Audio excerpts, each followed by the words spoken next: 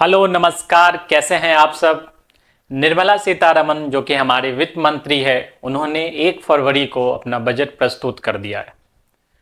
इस बजट में क्या प्रमुख बातें हैं, ये सब जानना सभी स्टूडेंट्स के लिए बेहद आवश्यक है, क्योंकि हर एग्जाम में आप देखेंगे बजट से रिलेटेड प्रश्न जो है रहता ही रहता है।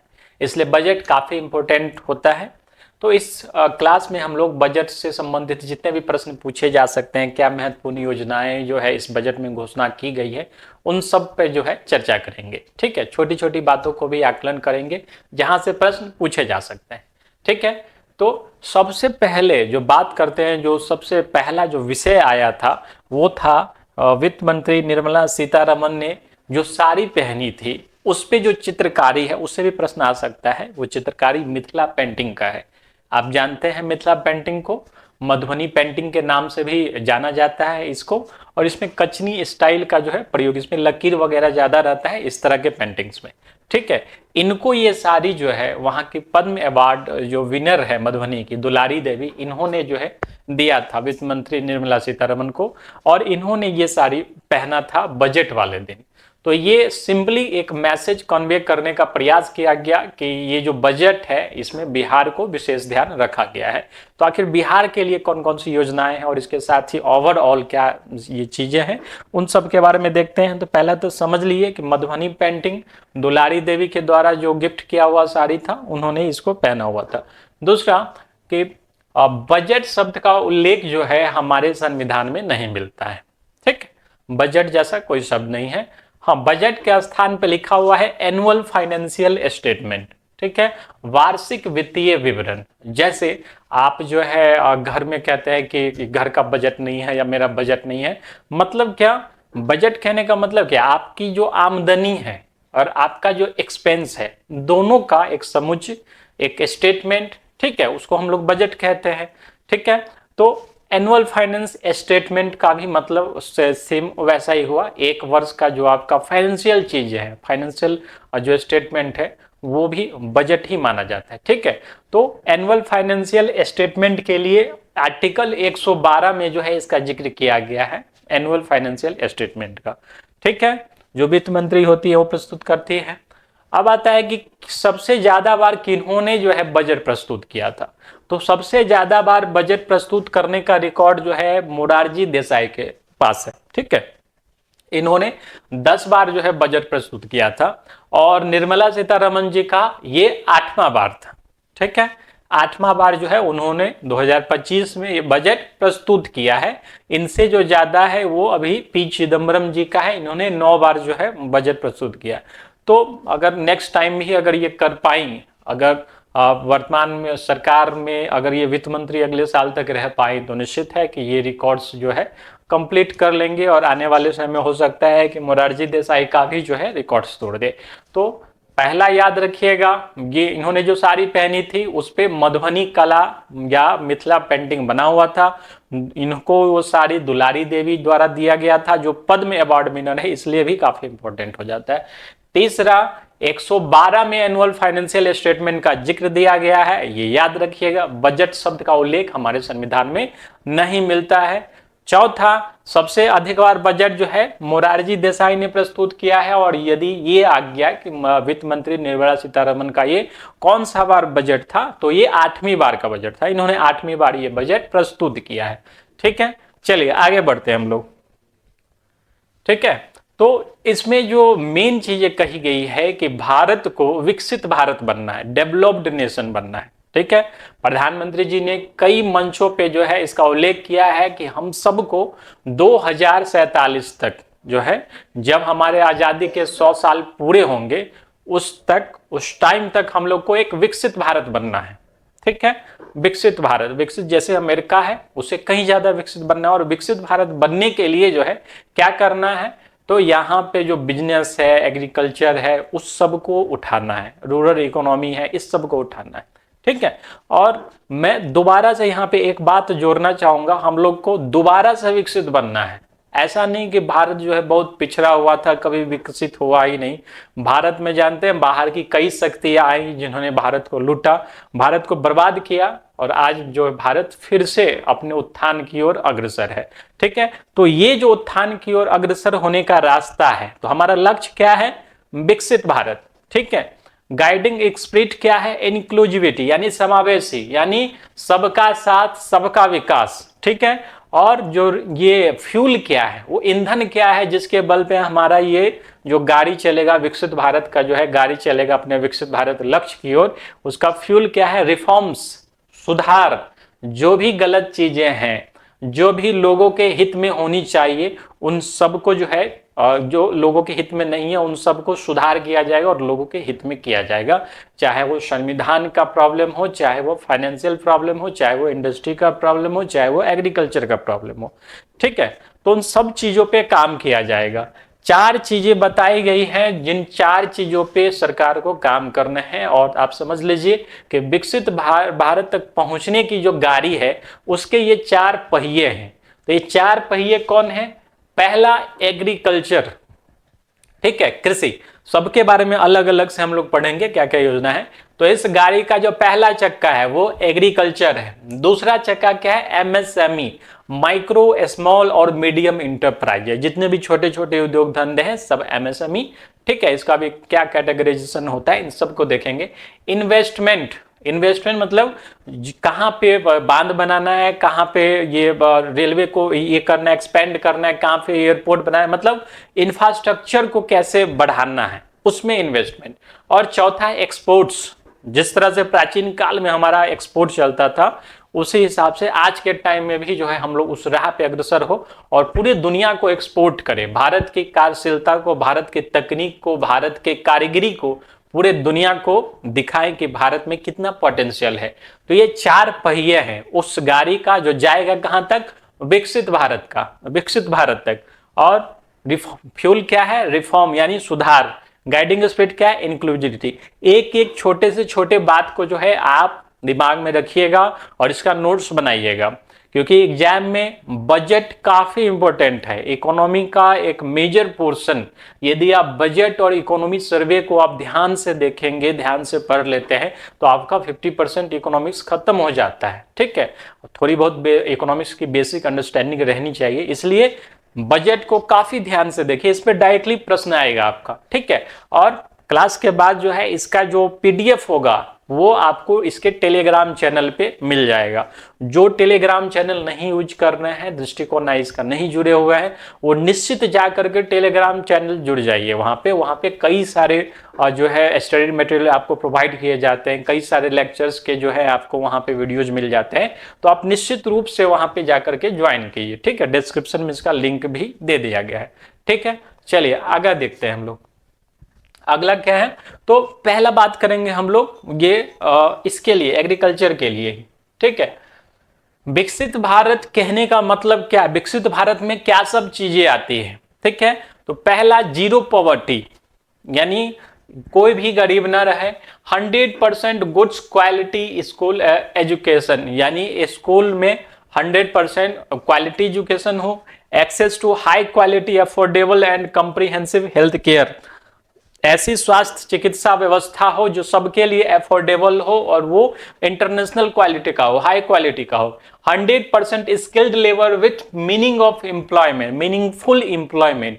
ठीक है, स्किल्ड लेबर चाहिए। जैसे भारत में क्या है, आप किसी मजदूर को कहिए, अब बड़े बड़े शहरों की बात नहीं करेंगे, जो छोटे शहरों के जो मजदूर हैं मैं उनकी बात कर रहा हूं।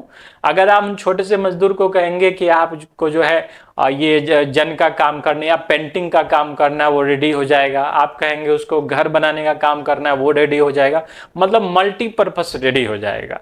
लेकिन अगर आप बाहर के देशों में जाएंगे या बड़े शहरों में भी जाएंगे तो वहां क्या है, जो पेंटिंग का काम करता है वो सिर्फ पेंटिंग का काम करेगा, उसमें उसको एक्सपर्टाइज हासिल है।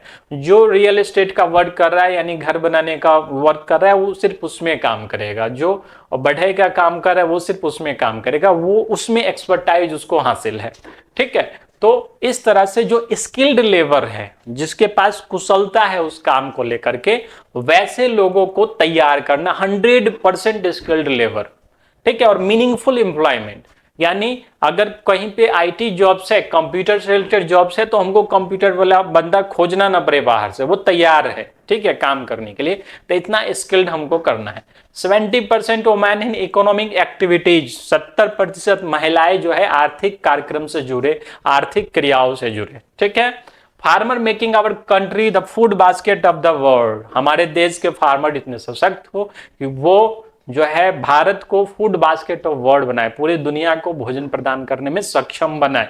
इतना ये हमारे विकसित भारत का परिभाषा दिया गया बजट में कि हमारा विकसित भारत कैसा होना चाहिए, जहां पे जीरो प्रॉवर्टी हो, जहां पे अच्छी शिक्षा व्यवस्था हो, जहां पे अच्छी स्वास्थ्य व्यवस्था हो, जहां के लेबर स्किल्ड हो, जहां पे महिलाएं जो है आर्थिक क्रियाओं से जुड़ी रहे, जहां के फार्मर जो है सशक्त हो, पूरी दुनिया को जो है भोजन प्रदान करने में सक्षम रहे, ठीक है। चलिए, तो इन 10 क्षेत्रों में जो है काम करना है और सुधार की आवश्यकता बताई गई है कि इस 6 डोमेन्स में अगले 5 साल में सुधार किए जाएंगे, बड़े रिफॉर्म्स किए जाएंगे। जैसे पहला टैक्सेशन, दूसरा पावर सेक्टर, तीसरा अर्बन डेवलपमेंट यानी शहरी जो नियोजन है, शहरी विकास है उससे, चौथा माइनिंग जो खनन वगैरह है, उत्खनन है, उससे संबंधित, पांचवा फाइनेंशियल सेक्टर यानी वित्तीय जो भी क्षेत्र है उससे संबंधित, और छठा रेगुलेटरी रिफॉर्म्स, जितना भी प्रशासनिक नियंत्रण वगैरह है वो जो है उसमें सुधार होने की संभावना है, ठीक है। तो पहला हम लोग बात करेंगे कि इस पे एग्रीकल्चर पे ही बात करते हैं, ठीक है। तो एग्रीकल्चर में क्या चीजें की गई हैं, ठीक। तो एग्रीकल्चर में 5 ऐसे मेजर रिफॉर्म्स किए गए। पहला तो एक योजना लॉन्च किया गया एग्रीकल्चर में जिसका नाम है प्रधानमंत्री कृषि धन धान योजना, ठीक है। प्रधानमंत्री धन धान कृषि योजना, ठीक है। प्रधानमंत्री धन धान कृषि योजना कवर 100 डिस्ट्रिक्ट और 1.7 करोड़ फार्मर्स। इसमें क्या किया जाएगा, 100 जिलों को चुना जाएगा जहां पे प्रोडक्शन बहुत कम है। उन 100 जिलों के किसानों को जो है हर सुविधा मुहैया किया जाएगा, सिंचाई को लेकर के, इंश्योरेंस को लेकर के, फाइनेंशियल ये इस चीज को लेकर के, सब क्षेत्र से जो है वहां के किसानों को सशक्त किया जाएगा ताकि वहां की जो प्रोडक्टिविटी है वो ऊपर उठे। तो ऐसे ऐसे 100 डिस्ट्रिक्ट का चुनाव किया जाएगा इस योजना के अंतर्गत, ठीक है। प्राइम मिनिस्टर धन धान कृषि योजना, ठीक है। तो पहला योजना जो दिमाग में रखिएगा, प्रधानमंत्री धन धान कृषि योजना सबसे इंपॉर्टेंट है, ठीक है। इसके अलावा केसीसी का नाम आपने सुना होगा, किसान क्रेडिट कार्ड्स, ठीक है। किसान क्रेडिट कार्ड्स में क्या किया जाएगा, 7.7 करोड़ फार्मर्स के पास जो शॉर्ट टर्म लोन्स प्रदान करने के लिए जो कार्ड रखा गया था, इसका 3 लाख लिमिट था, इसको बढ़ा करके अब 5 लाख कर दिया गया है, ठीक है। तो जो किसान है उनके लिए जो है बेहतर है, 2 लाख रुपए उसमें बढ़ा दिए गए हैं, जो फिशरमैन, डेयरी फार्मर ये सबसे संबंधित है, ठीक है। चौथा, हाई यील्डिंग सीड का जो है एक टारगेटेड डेवलपमेंट किया जाएगा। हाई यील्डिंग सीड, आपको याद होगा कि जब हरित क्रांति हुई थी उस टाइम में भी जो है ये हाई यील्डिंग सीड का यूज किया गया था, HYV वेराइटी सीड्स का यूज किया गया था। तो ऐसे ही उन्नत प्रकार के किस्मों का डेवलपमेंट किया जाएगा ताकि हमारे यहाँ की प्रोडक्टिविटी बढ़े, ठीक है। और किसानों को सशक्त करने के लिए केसीसी धन धान कृषि योजना है।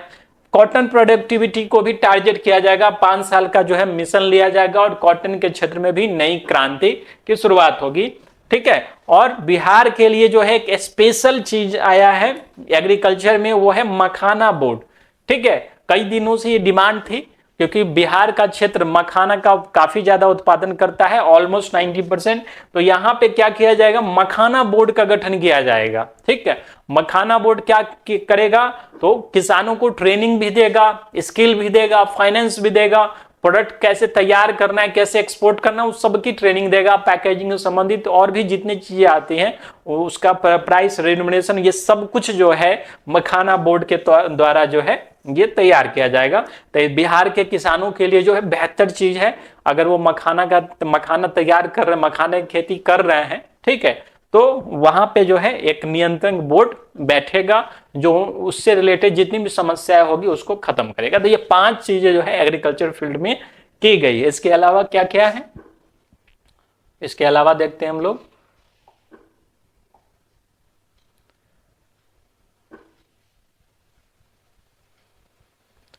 ठीक है। प्रधानमंत्री धन धान कृषि योजना हो गया, 100 डिस्ट्रिक्ट को इसमें चुना जाएगा, ठीक है। आत्मनिर्भर इन पल्सेज, यानी दाल के क्षेत्र में जो है आत्मनिर्भरता प्राप्त करने की दिशा में जो है ये काम किया जाएगा। जो तूर दाल है, उड़द है, तूर है, उड़द है, जितने भी दालें हैं उस सब के फील्ड में जो है आत्मनिर्भरता प्राप्त किया जाएगा। ठीक है, तो जिस तरह से हरित क्रांति में जो है गेहूं, चावल इस सब में जो है आत्मनिर्भरता प्राप्त हुई, उसी तरह से दाल के क्षेत्र में भी जो है आत्मनिर्भरता प्राप्त किया जाएगा। ठीक है, इसके अलावा मिशन फॉर आत्मनिर्भरता इन पल्सेज 6 साल का एक कार्यक्रम लॉन्च होने जा रहा है। मिशन फॉर आत्मनिर्भरता इन पल्सेज, दाल के क्षेत्र में जो है 6 साल का ये मिशन होगा। ठीक है, तूर, उड़द, मसूर इस सब दालों को लेकर के। ठीक है, तो याद रखिएगा वेजिटेबल और फ्रूट को भी लेकर के एक कॉम्प्रिहेंसिव प्रोग्राम शुरू किया जाएगा। मखाना बोर्ड आप समझ लिए, मखाना बोर्ड का ये गठन किया जाएगा, जो उसके प्रोडक्शन से रिलेटेड, प्रोसेसिंग से रिलेटेड, पैकेजिंग से रिलेटेड, एक्सपोर्ट से रिलेटेड जो है जितने भी क्रियाक्रम हैं, जितने भी ये काम है उस सब का जो है नियंत्रण करेगी, लोगों को जागरूक करेगी, किसानों को सशक्त करेगी। ठीक है, चलिए आगे देखते हैं। National mission of high yielding variety seed, जो हरित क्रांति में जिस हिसाब से अच्छे सीड का प्रयोग हुआ था उसी हिसाब से उसके डेवलपमेंट की बात की गई है। किसान क्रेडिट कार्ड जो है उसमें 3 से 5 लाख कर दिया है लोन को। ठीक है, इसके साथ ही असम में जो है यूरिया प्लांट जो है लगाने की घोषणा की गई। असम में जो है यूरिया प्लांट लगाया जाएगा। और सबसे इंपॉर्टेंट रूरल इकोनॉमी, जो ग्रामीण क्षेत्र की अर्थव्यवस्था है, ग्रामीण अर्थव्यवस्था है, उसको जो है मजबूत करने के लिए वहां के इंडियन पोस्ट को यानी डाकघर वाली व्यवस्था को जो है मजबूत किया जाएगा। आपको यदि याद होगा तो 2014 से पहले का डाकघर बहुत ही जर्जर हालत में था। कई जगहों के वहां पे इलेक्ट्रॉनिक मेथड है, जो कंप्यूटर टेक्नोलॉजी है, वो टेक्नोलॉजी तक नहीं आ पाई थी डाकघरों में।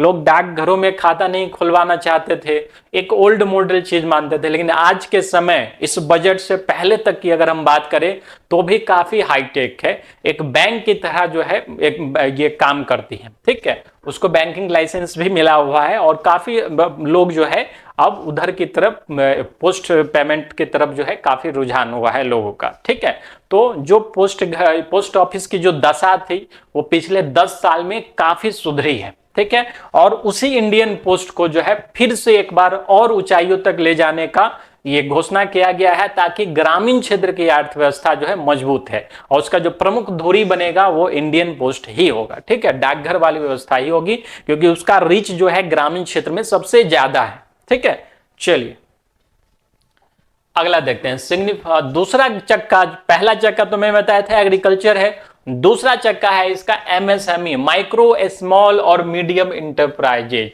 ठीक है, हिंदी में क्या होता है, सूक्ष्म लघु और मध्यम उद्योग।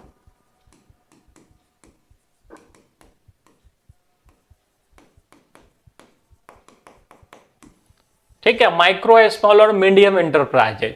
तो पहला तो इसका परिभाषा को फिर से कैटेगराइज किया जाएगा कि माइक्रो किसको बोलेंगे, स्मॉल किसको बोलेंगे, मीडियम किसको बोलेंगे। ठीक है, तो जो टर्नओवर के हिसाब से होता है, पूंजी के हिसाब से सबका कैटेगरी बांधा जाता है, तो फिर से इसको परिभाषित किया जाएगा। इसके अलावा क्रेडिट एबिलिटी करवाया जाएगा। ठीक है, जो जितने भी एमएसएमई शुरू कर रहे हैं उन सब के लिए जो है फाइनेंस की व्यवस्था की जाएगी। सभी माइक्रो इंटरप्राइज धारकों को जो है क्रेडिट कार्ड मुहैया कराया जाएगा। ठीक है, फंड ऑफ स्टार्टअप्स जितने भी होंगे उनके लिए फंड्स की व्यवस्था की जाएगी। ठीक है, focus product scheme for footwear और लेदर सेक्टर। ठीक है, जितने भी जूते चप्पल वाले उद्योग है या लेदर से संबंधित उद्योग है उन सबको विशेष ध्यान दिया जाएगा। इसके अलावा खिलौने वाले सेक्टर्स को भी ध्यान दिया जाएगा और मेक इन इंडिया का एक नया इनिशिएटिव चालू होगा। ठीक है, मैन्युफैक्चरिंग सेक्टर में मैन्युफैक्चरिंग मिशन को लेकर के मेक इन इंडिया का एक नया सेगमेंट शुरू किया जाएगा। ठीक है, और मैन्युफैक्चरिंग फील्ड में काम किया जाएगा। ठीक है, मेक इन इंडिया आप जानते होंगे जो भारत में बनाए, पहले इस चीज का मजाक उड़ाया जाता था कि बुलेट ट्रेन कोई भारत में क्यों बनाएगा, मेट्रो भारत में क्यों बनाएगा, अन्य विमान मिसाइल भारत में क्यों बनाएगा। लेकिन आज हम लोग देखते हैं कि एक से एक डिफेंस की चीजें, इंफ्रास्ट्रक्चर की चीजें जो है भारत में बनाया जा रहा है। तो ये एक सिंपल सा इकोनॉमिक्स, कोई भी अर्थशास्त्री या कोई भी नॉर्मल जो इकोनॉमिक्स पढ़ता है वो समझ सकता है इस चीज को कि इससे हमारे देश को कितना फायदा हुआ है इस एक स्टेप से, मेक इन इंडिया से।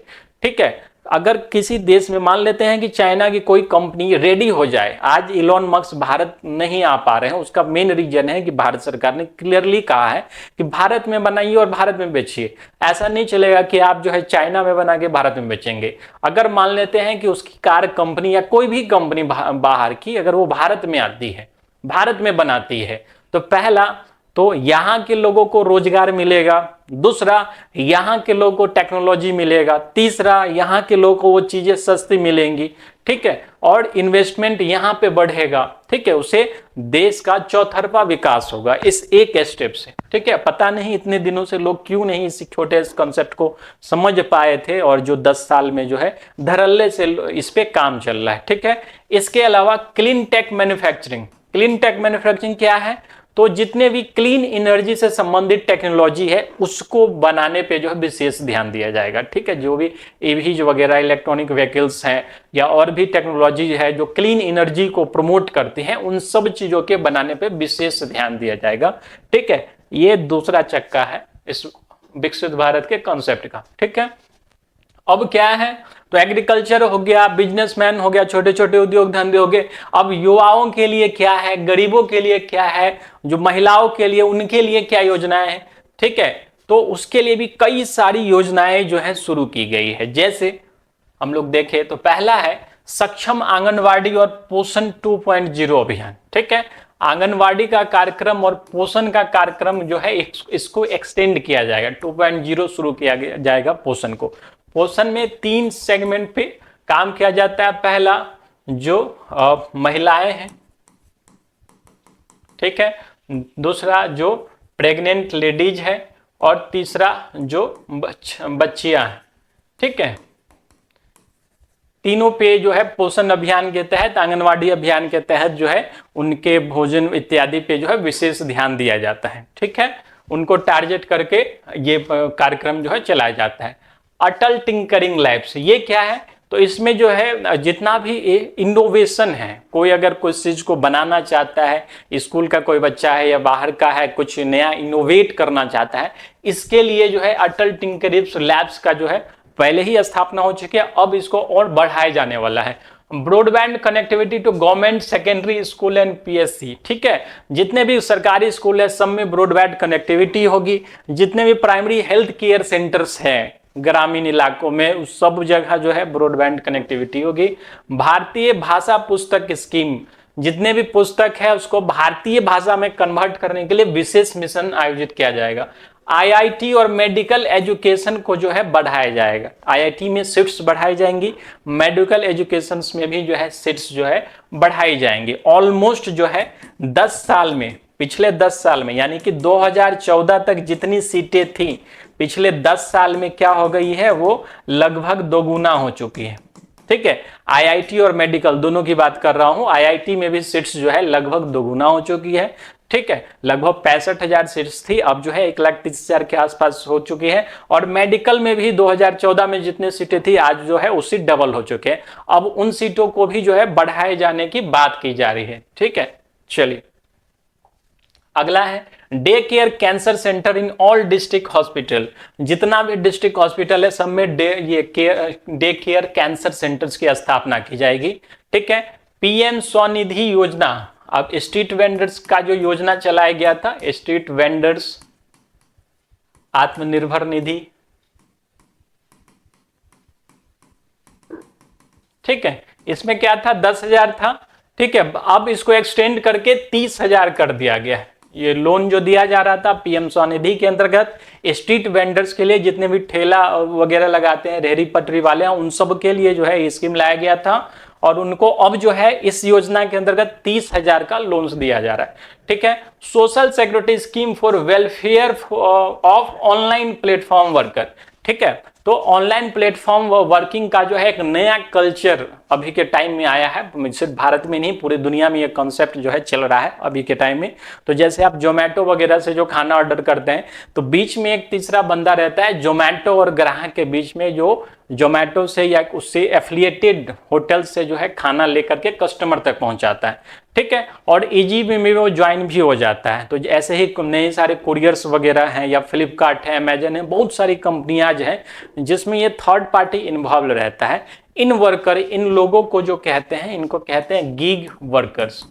ठीक है, गीग वर्कर्स जो ऐसे ऑनलाइन प्लेटफॉर्म से ज्वाइन होते हैं और अपना काम करते हैं। ठीक है, तो इन सबको एक नया पहचान दिया जाएगा और सोशल सिक्योरिटी दिया जाएगा, क्योंकि अभी तक जो है मान लेते हैं सिर्फ एक ऑनलाइन प्लेटफॉर्म से रजिस्टर्ड थे, इनको किसी प्रकार का कोई सोशल सिक्योरिटी नहीं दिया जाता था। सरकार इन्हीं लोग को टारगेट कर रही है कि ये लोग को जो है अपने रडार में लाएगी और इनको एक नया पहचान देगी, इनको सामाजिक सुरक्षा देगी, और जिस तरह से एक एम्प्लॉय के साथ होना चाहिए उनके लिए जो है नए मसौदे तैयार किए जाएंगे। ठीक है, चलिए अगला देखते हैं। ठीक है, तो इन्वेस्टमेंट में क्या किया गया है? ठीक है, investment in the people, economy और इनोवेशन। इन्वेस्टमेंट कहाँ का? जो तीसरा पहिया है बजट का। ठीक है, इन्वेस्टमेंट किया जाएगा इंफ्रास्ट्रक्चर में। एक जल जीवन मिशन शुरू होगा। ठीक है, जल जीवन मिशन 100% कवरेज जो है 2028 तक इसको एनहांस किया जाएगा, यानी कि पानी की जो समस्या हो जाती है हर साल, इसको खत्म किया जाएगा। ठीक है, अर्बन चैलेंज फंड बनाया जाएगा, पावर सेक्टर में रिफॉर्म किया जाएगा। ठीक है, तो इसमें जो है इन्वेस्टमेंट में कहां कहां जो काम किया जाएगा, तो पहला शिप बिल्डिंग किया जाएगा और मैरीटाइम डेवलपमेंट फंड तैयार किया जाएगा। ठीक है, यानी जल मार्ग को जो है सुदृढ़ किया जाएगा, जल मार्ग को सुदृढ़ किया जाएगा, शक्तिशाली किया जाएगा। हम लोग जानते हैं कि प्राचीन काल से ये जल मार्ग जो है सबसे उन्नत रास्ता था आने जाने के लिए, परिवहन के लिए। अब जो है धीरे धीरे पिछले 10 साल में इसको और बूस्ट किया जा रहा है। ठीक है, तो शिप बिल्डिंग और मैरीटाइम डेवलपमेंट फंड को और अधिक जो है बनाया जाएगा। इसके अलावा जो वायु मार्ग है यानी उड़ान योजना है, उड़े देश का आम नागरिक। ठीक है, उड़ान का क्या नाम था? उड़ान, उड़े देश का आम नागरिक। उड़ान योजना को जो है एक्सटेंड किया जाएगा और भी कई जगह पे जो है नए एयरपोर्ट्स वगैरह बनाए जाएंगे। बिहार के लिए इसमें क्या किया गया? बिहार में ग्रीनफील्ड एयरपोर्ट बनाए जाएंगे। ठीक है, नए एयरपोर्ट का चयन किया जाएगा और ब्राउनफील्ड एयरपोर्ट्स की भी चर्चा की गई है। जो पुराने एयरपोर्ट्स हैं उनमें भी जो है कई सुधारात्मक कदम उठाए जाएंगे। ठीक है, तो नए ग्रीनफील्ड एयरपोर्ट जो है बिहार में तैयार किए जाएंगे। ठीक है, जो वेस्टर्न कोसी कनाल प्रोजेक्ट है मिथिलांचल में, उसको कंप्लीट किया जाएगा। स्वामी योजना के तहत जो है पहले क्या किया गया था? 50,000 मकान तैयार किए गए थे और हैंड ओवर किया गया था। स्वामी 2 योजना में क्या किया जाएगा? 1 लाख मकान तैयार किया जाएगा और उनको हैंड ओवर किया जाएगा। ठीक है, इसके अलावा gene bank, crop germ plasm के लिए एक नया जीन बैंक बनाया जाएगा, ताकि भविष्य में यदि कोई भी खाने पीने की समस्या होती है तो हमारे पास बीज सुरक्षित रहे। ठीक है, इसके लिए जीन बैंक का बनाया जाएगा। ठीक है, तो ये सारे जो इंफ्रास्ट्रक्चर के फील्ड में। इसके अलावा भारत ज्ञान भारतम मिशन, ये शुरुआत किया गया है ज्ञान भारतम मिशन का। इस मिशन में क्या है? तो जितने भी मैन्युस्क्रिप्ट हैं, ठीक है, उन सबको जो है डिजिटलाइज्ड फॉर्म में कन्वर्ट किया जाएगा। नेशनल डिजिटल रिपोजिटरी में जो है इसको कन्वर्ट किया जाएगा। जो म्यूजियम्स वगैरह में रखे हुए हैं और कहीं पे भी संभाल के रखे हुए हैं, तो एकेडमिक पर्पज से या किसी अन्य पर्पज से भी जो है रिसर्च के पर्पज से सभी मैन्युस्क्रिप्ट को क्या किया जाएगा? डिजिटल फॉर्म में कन्वर्ट करके रखा जाएगा नॉलेज शेयरिंग के लिए। ठीक है, इस मिशन का नाम है ज्ञान भारतम मिशन। ठीक है, भारत का जो प्राचीन ज्ञान है वो कहीं ना कहीं उस ज्ञान से अभी के टाइम में सब लोग कर चुके हैं। उस प्राचीन ज्ञान को, मैन्युस्क्रिप्ट को कन्वर्ट किया जाएगा डिजिटल फॉर्म में और उसको सबके लिए अवेलेबल करवाया जाएगा। ठीक है, चलिए टैक्सेज, सबसे इंपॉर्टेंट चीज है टैक्स। टैक्स में क्या किया गया है? तो पहला rationalisation of custom tariff structure for industrial goods और relief of important of drug medicine. ठीक है, तो जितने भी जरूरी दवा हैं उन सब पे जो है इंपोर्ट ड्यूटी को खत्म कर दिया गया है। ठीक है, यानी कि वो दवाएं जो है अब आयात शुल्क मुक्त होंगी, बाहर से जो भी दवा आ रही है। ठीक है, डायरेक्ट टैक्स में क्या किया गया है? तो डायरेक्ट टैक्स में जो सबसे बड़ा सुधार है, जो आप चर्चा में सुनते होंगे कि 12 लाख तक की आय को कर मुक्त कर दिया गया है। 12 लाख तक की आय को कर मुक्त कर दिया गया, यानी कि जो 12 लाख रुपए कमा रहे हैं उनको टैक्स देने की कोई आवश्यकता नहीं है। पहले ये 7 लाख थी। ठीक है। और नया टैक्स स्लैब बनाया गया है जिसमें 0 से 4 लाख तक नील है, 4 से 8 लाख तक 5%, 8 से 12 लाख तक 10%, 12 से 16 तक 15 और 16 से 20 लाख तक 20% है। ठीक है। इसी तरह 20 से 24 लाख तक 25% और 24 लाख से ऊपर कमाने वाले का 30% है। ठीक है। तो आप कहेंगे कि इसमें तो ये 8 से 12 लाख तक 10% का दिया गया है, तो जो जोड़ करके होता है 60 से 65 हजार रुपये होते हैं, ये जो है कर माफ कर दिया जाएगा इस नए नियम के हिसाब से। ठीक है। और जो सैलरीड पर्सन है उनको जो है 12,75,000 तक का जो है छूट मिला हुआ। ठीक है। जो सैलरीड है मंथली कमाते हैं उनको 12,75,000 रुपये तक आय इनकम टैक्स देने की कोई आवश्यकता नहीं। ठीक है। तो ये टैक्स के फील्ड में सबसे बड़ा सुधार है और इससे लगभग 1 करोड़ से ज्यादा लोगों को राहत होगी। ठीक है। चलिए, तो ये इसके बाद जो है बजट में रुपया कहां से आएगा, रुपया कहां जाएगा, इसका पूरा प्रोपोर्शन दर्शाया गया है। एक्साइज ड्यूटी, जीएसटी अदर से 18% आएगा, एक्साइज ड्यूटी से 5% आएगा, इनकम टैक्स से 22% आएगा। ठीक है। 24% बोरोइंग से आएगा, टैक्स रिसिप्ट से 9% आएगा, कस्टम से 4% आएगा। तो इस तरह से पूरा एक दिया गया और पैसा कहां जाएगा उसका भी सारा डिटेल्स दिया गया। ठीक है। इसके अलावा जो रिसिप्ट और एक्सपेंडिचर है उसका भी टोटल ग्राफ्स दिया गया है। ठीक है। और अंत में पैसा कहां पे कितना खर्च किया जाएगा, जैसे डिफेंस सेक्टर है हम लोग का, वहां पे 4,91,732 करोड़ रुपए जो है खर्च किए जाएंगे। जो एजुकेशन है वहां पे 1,28,650 रुपए खर्च किए जाएंगे। तो ये पूरा ग्राफ दिया गया है। ठीक है। तो इसमें से एक एक पॉइंट्स जो है बजट सेशन में से वो काफी ज्यादा इंपॉर्टेंट्स हैं और कई बार जैसे इस बार के बीपीएससी एग्जाम में डाटा से संबंधित पूछ लिया गया था, तो आपको डाटा भी याद रहने चाहिए। इसी तरह से जो है इकोनॉमिक सर्वे में भी जो है 2024 से 25 तक का जो सर्वे था वो सारा डाटा दिया गया है, तो उसको भी तैयार करना बेहद जरूरी है। तो बजट में जो मुख्य बातें थी, जो योजनाएं शुरू की गई थी, उन सब पे हम लोगों ने चर्चा किया। इसका जो पीडीएफ होगा वो आप टेलीग्राम चैनल से डाउनलोड कर सकते हैं। एक जल्द ही जो है इकोनॉमिक सर्वे पे भी जो है हम लोग का सेशन आ जाएगा। इकोनॉमिक सर्वे में भी कहाँ कहाँ आपके एग्जाम पॉइंट ऑफ व्यू से जरूरी है वो सारा जो है हम लोग उसमें चर्चा करेंगे।